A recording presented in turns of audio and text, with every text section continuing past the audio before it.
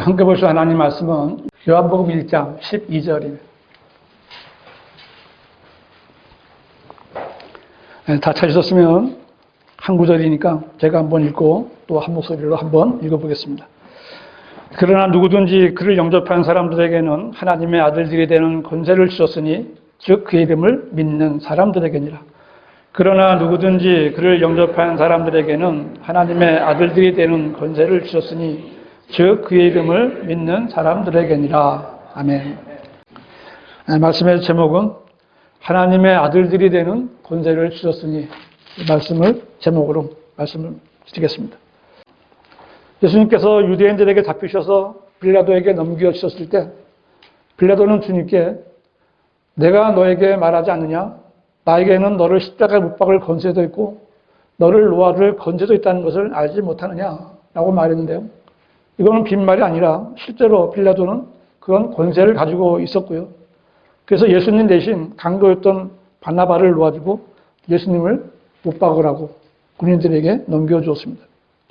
그런데 이런 말을 들으신 예수님께서는 빌라도에게 위에서 내게 주신 것이 아니라면 너는 나를 대적할 아무런 권세도 갖지 못했을 것이라 라고 말씀하셨습니다. 이 말씀에 따르면 이 땅의 모든 권세는 모두가 위에 계신 하나님께서 주신 것이다 라고 말씀하신 거예요.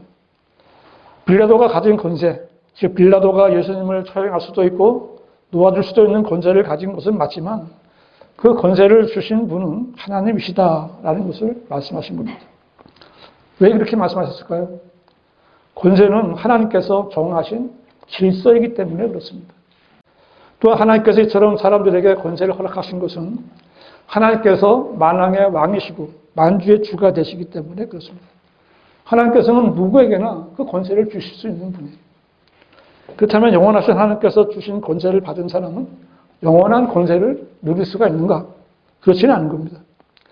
이 세상 역사를 보면 어떤 왕국은 여러 대를 이어가기도 했지만 어떤 왕국은 불과 며칠로 끝나기도 했어요.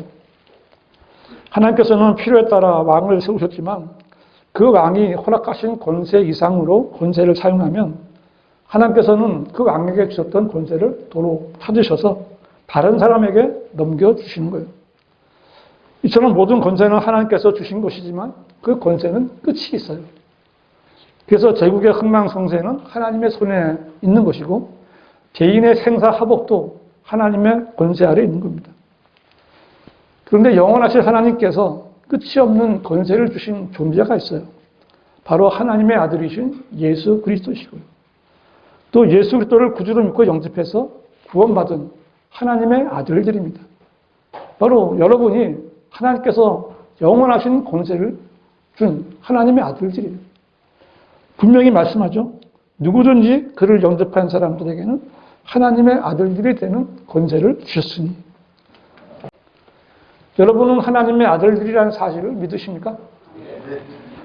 정말 하나님의 아들들로서 이 세상을 살아가고 계십니까? 우리는 하나님의 아들들이에요. 우리는 하나님으로부터 하나님의 아들들이 되는 권세를 받았어요. 이 하나님의 아들들이 되는 권세를 받았다는 것은 하나님을 아버지라고 부를 권세를 받았다는 거예요. 하나님을 아버지. 하나님께서 나의 아버지가 되셔서 나를 보호하시고 책임을 져주시는 그런 권세를 받은 겁니다. 죄인으로 태어나서 내일을 모르고 살던 이런 사람들에게 이보다 더 큰 영광은 없는 겁니다. 여러분은 하나님의 아들들이 된 권세를 받은 영광을 누리고 사십니까? 정말 놀라운 거예요. 아니면 구원받은 하나님의 아들이면서도 죄인이었던 때로 돌아가서 죄인들과 같이 초라하게 사십니까?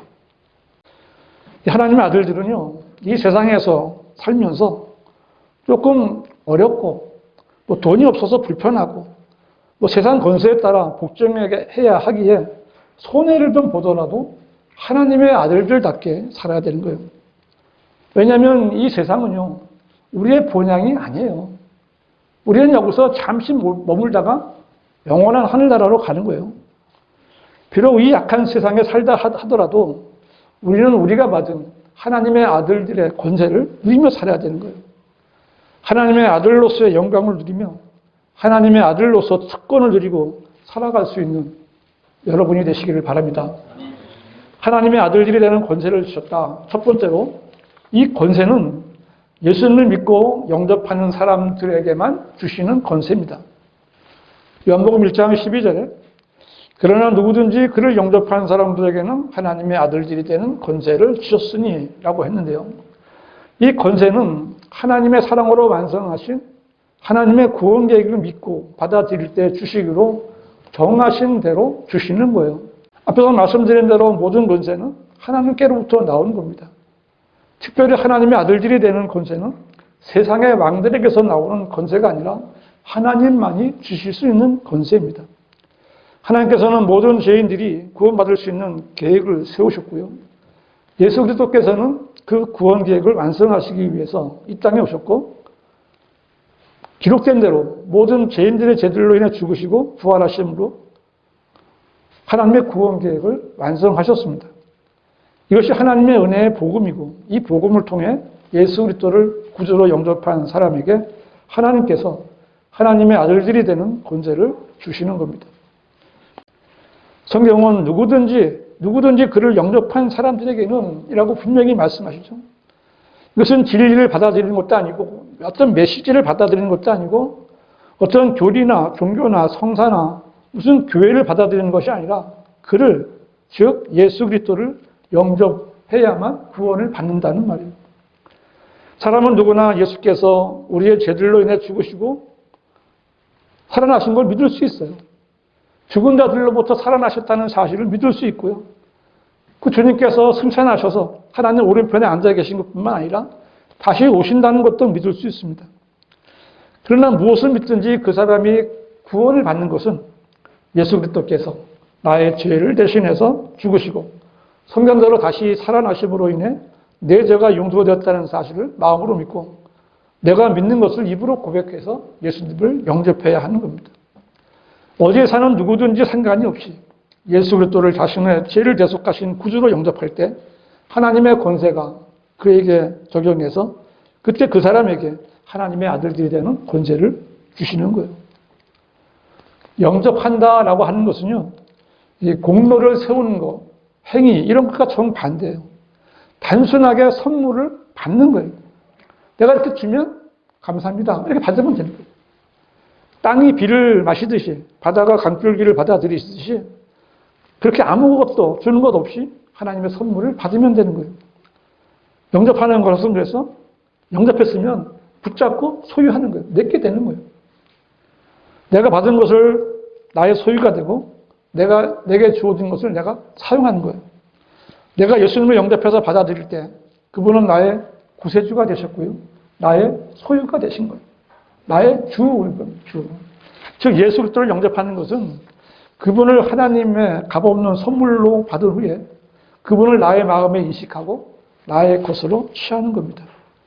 우리는 예수 그리스도 바로 그분을 구주로 받아들이는 겁니다. 인간이 구원을 받을 수 있는 유일한 그 이름은 독생자이신 하나님의 아들의 이름이에요. 예루살렘에 경배를 드리러 왔던 에티오피아 내시는 빌립이 전한 예수님의 이름을 믿고 구원을 받았습니다. 그는 침례받기 전에 나는 예수 그리스도가 하나님의 아들이신 것을 믿나이다 라고 고백을 했습니다. 그리고 구원받은 증거로 침례를 받은 거예요. 십자가에서 죽어가던 강도는 아슬아슬한 순간에 정신을 차리고 뭐라고 그래요? 주여, 주께서 주의 왕국에 임하실 때 나를 기억하소서. 이 고백으로 그분으로부터 오늘 내가 나와 함께 낙원에 있으리라 라는 약속을 받았습니다.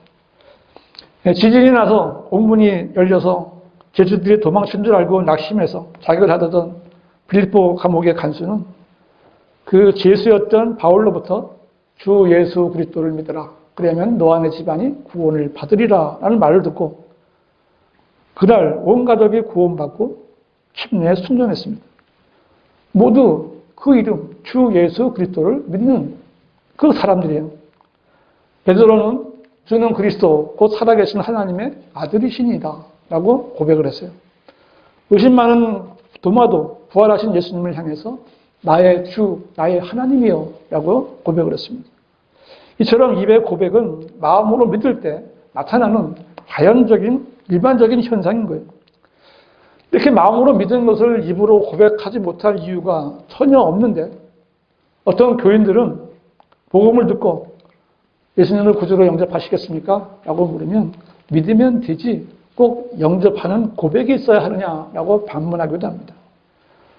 물론 입으로 고백하지 않더라도 마음으로 믿기만 하면 구원을 받고 지옥에 가지 않는 거예요. 그런데요, 요한복음 12장 42절에 보면요, 예수님 당시에 이런 내용이 있습니다. 그럼에도 불구하고 상급관원 중에서도 많은 자가 주를 믿었으나 바리새인들 때문에 그들이 주를 시인하지 못하였으니 이는 그들이 회당에서 출애당하지 않기 위함이라 그랬어요. 이들은 마음으로는 예수님을 믿었지만 바리새인들이 두렵고 회당에서 출애당할까 봐 입으로 고백하지는 못했지만 성령께서는 이들이 주를 믿었다라고 말씀하시잖아요. 그리고 마음으로는 믿으면서도 입으로 고백하지 못한 사람들이 여기 한둘이 아니라 많은 사람들이 그렇다라고 성경은 말씀하고 있어요. 많은 자가 주를 믿었습니다. 그러나 이런 상황은 어디까지나 좀 특수한 상황이죠. 예수님께서 죽으신 후에 장사를 지낸 아리마대 요셉이나 니코데모도 이렇게 숨어서 있던 제자들인데 그들이 구원받지 못했다라고 할 수 있는 근거는 전혀 없습니다. 성경은 이런 사람들에 대해서 바로 요한복음 12장 43절에서 이는 그들이 사람의 영광을 하나님의 영광보다 더 사랑하였습니다라고 책망하시는 거예요. 이런 사람들이 입으로 주를 시인하지 않는다고 해서 구원받지 못한 사람이라고 단정할 수는 없지만 지금도 그렇게 해서는 안 되는 거예요. 이 자유 대한민국에서 그렇게 해서는 안 되는 거예요. 자신이 예수 그리스도의 공로로 구원받았고 특수한 상황이 아니라면 이는 사람이 마음으로 믿어 의에 이르고 입으로 고백하여 구원에 되기 때문이라 이렇게 말씀하신 기록된 하나님의 말씀에 순종하지 못할 이유가 전혀 없는 거예요. 예수 그리스도의 이름을 전하고 또 믿고 구원받기 원하는 사람들에게 예수님을 구주로 영접하도록 권면해서 하나님의 아들들이 되는 권세를 전해줄 수 있는, 내가 받은 권세를 전할 수 있는 성도들이 되시기를 바랍니다. 하나님의 아들들이 되는 권세를 주셨으니 두 번째로 이 권세는 하나님께서 나의 아버지가 되어주시는 권세입니다. 이 하나님의 아들들이 되는 권세를 받았다라는 것은 하나님께서 나를 아들로 받아주셔서 나의 아버지가 되시고 나를 보호하시고 인도하시고 책임을 져주시는 그런 권세를 받은 겁니다. 이것은 내가 하는 말이 아니에요. 내가 여러분에게 이렇게 얘기하면은 목사는 그렇게 얘기할 수 있겠지 이렇게 하겠지만 내 말이 아니라 하나님께서 이미 예정하신 거예요. 에베소서 1장 5절에 이렇게 되어 있어요. 에베소서 1장 5절. 하나님의 기쁘신 뜻에 따라 예수 그리스도를 통하여 우리를 자신의 자녀로 입양할 것을 예정하셨으니 했는데요. 이 말씀은 칼빈주의자들이 하나님의 주권을 말하고 선택에 대한 하나님의 예정에 대해 말할 때 제시하는 구절인데요. 그들은 복음을 통해서 구원받는다는 것을 아무리 가르쳐주고 손에 쥐어줘도 받아들이지 않는 멍청이들이에요. 나는 하나님께서 자신을 선택하셔서 구원받았다는 사람을 만나면 그 사람이 아무리 똑똑하고 아무리 배운 것이 많다고 해도 또 그 사람이 목사고 장로라고 해도 나는 그 사람을 바보로 여겨요. 바보예요. 그리고 악한 자로 여깁니다.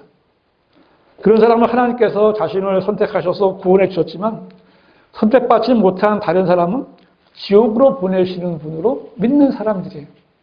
악한 사람들입니다. 하나님께서 그렇게 악하신 분이에요. 하나님께서 어떤 사람을 태어나게 해서 이 세상을 살게 했는데 아무리 내가 믿고 구원받으려고 해도 선택받지 않았으면 지옥에 보내시는 그런 분은 아니시잖아요. 하나님께서는 모든 사람이 구원받기를 원하시고 누구든지 구원받기를 원하십니다.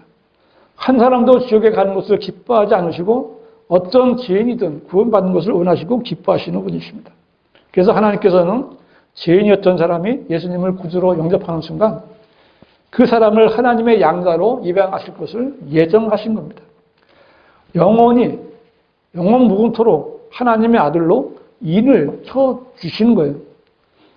그래서 내가 하나님의 자녀로 입양되었다는 것은 그냥 얻은 것이 아니라 하나님께서 값을 치르고 사셨다는 거예요. 주님께서는 나를 사시기 위해서 자신의 생명과 피로 값을 치르신 거예요. 주님께서는 우리를 구원하시고 본향으로 데려가시기 위해서 그 엄청난 값을 치르고 사신 겁니다. 그러므로 예수님을 구주로 믿고 영접한 사람은 이제 하나님과 양자의 관계에서 벗어날 수가 없게 된 거예요. 영원히. 만약에 우리 가운데 그럴 사람은 없겠지만 난 그래도 지옥에 한번 가봐야 돼. 지옥에 가보고 싶어. 그래서 갖고 별짓을 다 한다. 그래도 아무 소용이 없어요. 지옥에는 우리는 이제 영원히 끝난 거예요. 내가 구원받은 것을 포기하고 정말 아무리 일부러 악한 짓만 골라서 한다 해도 나를 양자 사무식으로 예정하시고 나를 하나님의 아들로 삼으신 하나님의 입양 사실을 영원히 파기할 수 없는 확정된 사실이 되고 만 거예요. 그래서 한번 구원받은 성도는 혹시 내가 그 죄를 지어서 혹시 내가 이 죄를 지어서 구원을 상실하지는 않을까? 내가 이 일을 하지 않아서 버림받지는 않을까? 내가 실족하지는 않을까? 두려워하거나 이 구원받은 것을 잘 유지해야 된다라는 강박관념에 사로잡혀 있을 필요가 전혀 없는 거예요. 로마서 8장 15절도 한번 찾아보세요. 너희는 다시 두려워하는 종의 영을 받지 아니하였고 양자되는 영을 받았으므로 그에 따라 우리가 아바 아버지라 부르짖느니라 그랬어요. 주님께서는 모든 문제를 그분의 능력으로 해결하시고 예수님을 구주로 영접한 사람들에게는 하나님 아버지의 양자로 입양해 주셨기에 하나님에게서 난 사람들은 하나님을 아바 아버지라고 부를 수 있게 된 거예요. 아바 아버지는 나의 아버지라는 히브리어죠.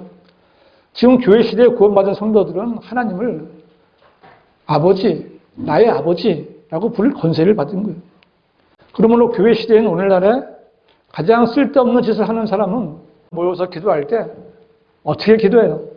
유대인들에게 가르쳐 주신 하늘에 계신 우리 아버지하고 주기도문을 암송하는 자들인데요. 그런 자들은 하나님의 아들이 되는 권세를 받은 사실이 없기 때문에 헛짓만 하고 있는 거예요. 로마서 8장 16절도 보세요. 성령이 친히 우리의 영과 함께 우리가 하나님의 자녀임을 증거하시거니와 자녀이면 또한 상속자들이니 하나님의 상속자들이요 그리스도와 함께한 공동 상속자들이니 우리가 그와 함께 고난을 받은 것은 함께 영광도 받게 하려 함이니라 그랬어요. 사람은 누구나 아버지가 있죠. 자녀들은 누구든지 아버지의 재산을, 유업을 물려받는 상속자가 되는 거예요. 따라서 하나님의 양자로 입양된 성도들은 당연히 하나님의 상속자가 되고 장차 예수 그리스도께서 다시 오실 때 그리스도와 함께한 공동 상속자로서의 영광도 누리게 되는 거예요. 하나님의 자녀로 입양된 성도들에게는 하늘의 유업이 마련되어 있는데 유업은 두 가지입니다. 하나는 베드로전서 1장 4절에 있는 하늘에 있는 너희를 위하여 하늘에 썩지 않고 더럽지 않고 세단하지 않는 유업을 간직해 주셨으니 이게 첫 번째 유업인데 이것은 영원 시대 하늘로부터 내려오는 새 예루살렘 도성이에요. 교회 시대에 구원받은 성도들이 영원히 기거할 것이고 아들로서 받는 유업이에요. 우리가 믿음으로 말미암아 은혜로 구원받았듯이 이 유업도 어떤 행위도 없이 오직 은혜로 받는 유업입니다. 또 하나는 여기서 본 대로 그리스도와 함께한 공동 상속자로서 받는 천년왕국의 유업이에요. 장차 이 땅에 천년왕국이 세워질 때 땅을 유업으로 받고 그리스도와 함께 공동 상속자와 왕으로서 왕국을 자기가 할당받은 왕국을 통치하는 왕이에요. 공동 상속자가 되는 것은 근데 조건부입니다. 새 예루살렘은 은혜로 값없이 주시는 거예요. 근데 천년왕국의 유업은 조건적이에요. 그 조건은 그리스도와 하는 공동 상속자로서 그리스도와 함께 고난도 공동으로 받으면 되는 거예요. 그래서 이 유업은 가만히 앉아서 받는 것이 아니라 일을 해서 벌어들여야 받게 되는 거예요. 그래서 공동 상속자로서 그리스도와 공동 통치할 통치권은 지금 현세를, 천년왕국은 오는 세상이거든요. 그래서 지금 현세를 어떻게 사느냐에 달려 있는 거예요. 이 땅에서 주님을 신실하게 섬기면서 고난을 받은 그리스도인들은 주님으로부터 왕의 통치권을 상징하는 면류관을 받고 통치할 땅을 할당받아서 주님과 함께 천년간 통치하게 되는 거예요. 이것이 바로 그리스도인이 고난 가운데 주님을 섬긴 유업이고요. 그리스도와 함께하는 공동 상속자로서 함께 영광도 받게 되는 거예요.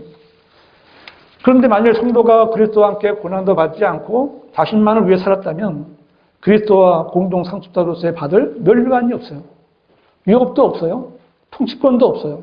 영광도 없게 되는 거예요. 구원받아서 하나님의 아들들이 되는 권세를 받았다면 하나님의 아들로서 왕이 되어 주님과 함께 왕국을 통치해야 되지 않겠어요? 이것은 내 말이 아니라 성령께서 그렇게 말씀하신 거예요.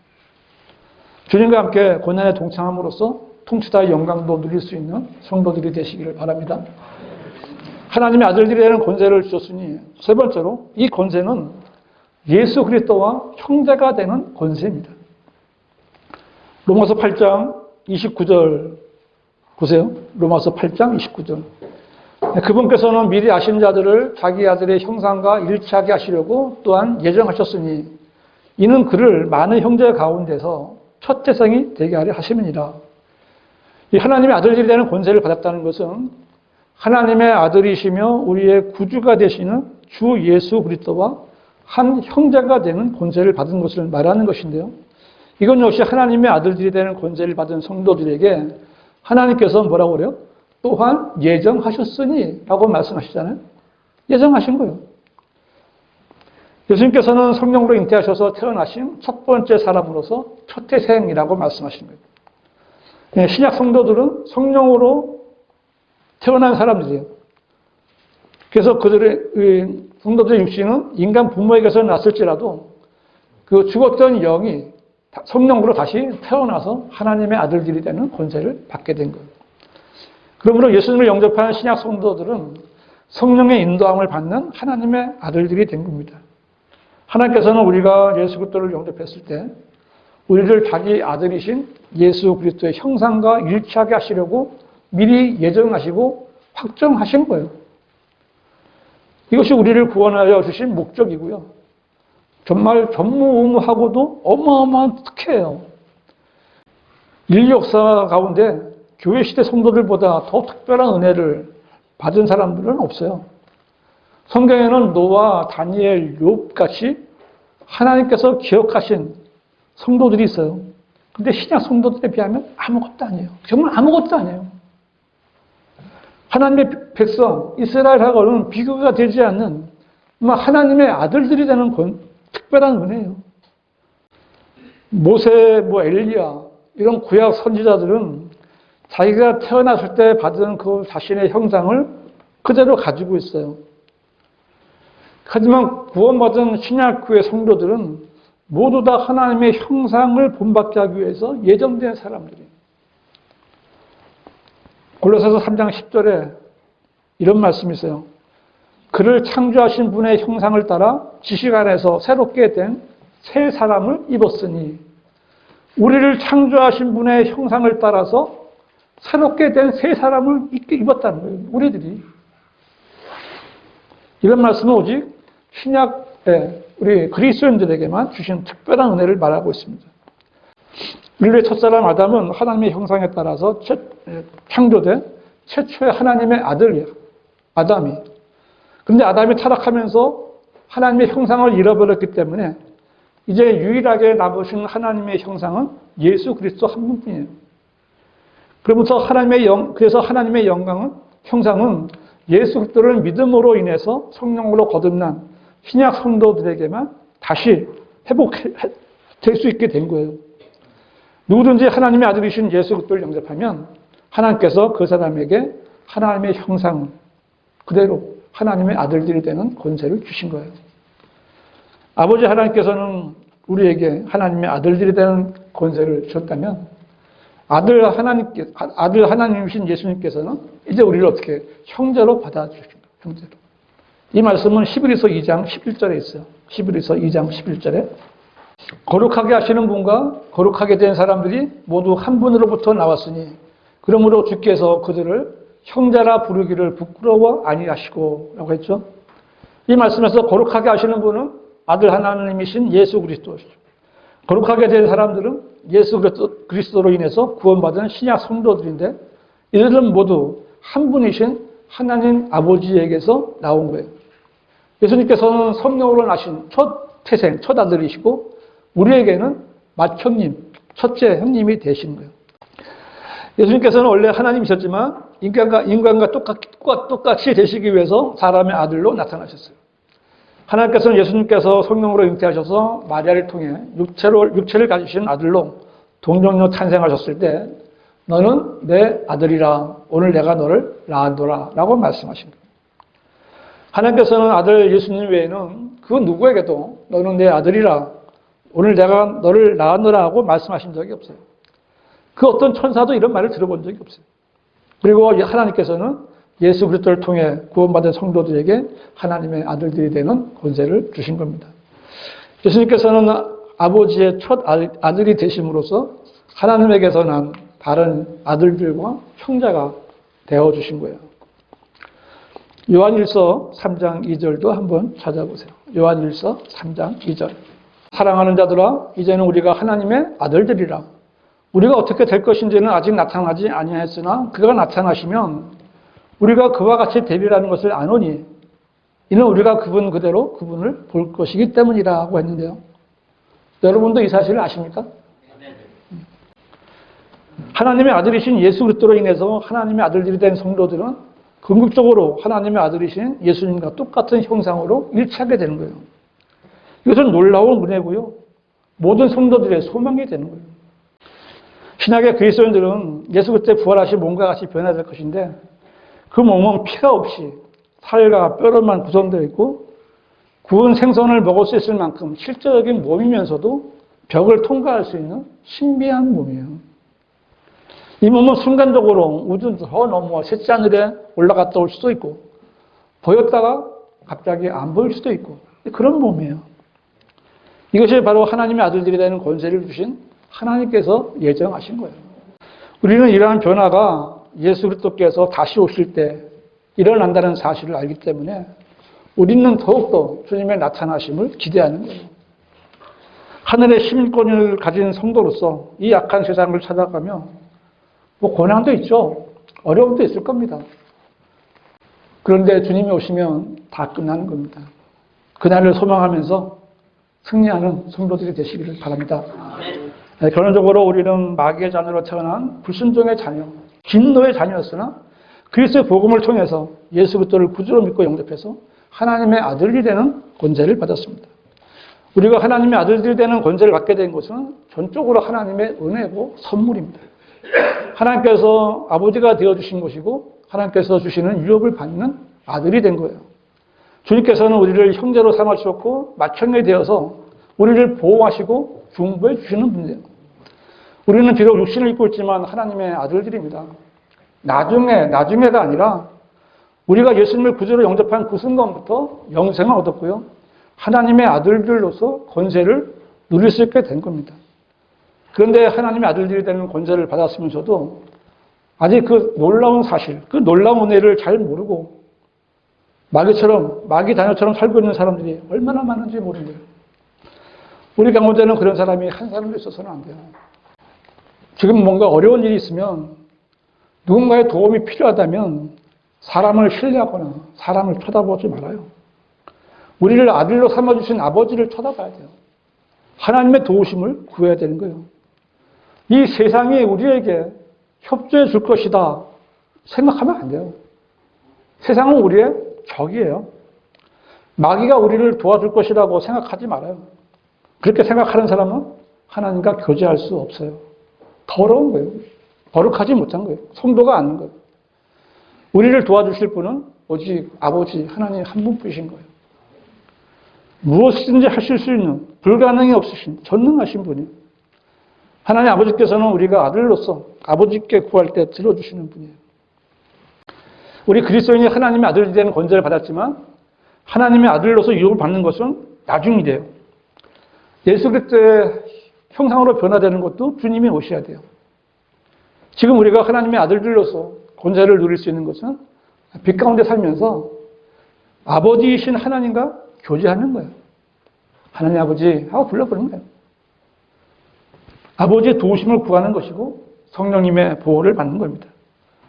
지금 우리가 하나님의 아들들의 권세를 누릴 수 있는 것은 언제 어디서나 하나님 아버지께 나아가서 아바 아버지라고 부르며 도움을 구하는 겁니다. 하나님 아버지만이, 아버지 하나님만이 우리의 힘이 되시고 피난처가 되시고 우리의 필요를 채워주시는 분이에요. 여러분 한번 하나님 아버지 불러보세요. 하나님 아버지. 그러고 필요한 걸 말하시면 되는 거예요. 뭐 어떤 형식이 필요 없어요. 하나님 아버지께서는 아들로 삼아주신 여러분 개인 자체를 사랑하시고요. 나 자체를 기뻐하시는 분이에요. 하나님의 아들들이라는 권세를 받은 아들들로서 우리 주님처럼 하나님 아버지를 영화롭게 해드리는 성도들이 되시길 바랍니다. 기도하시겠습니다.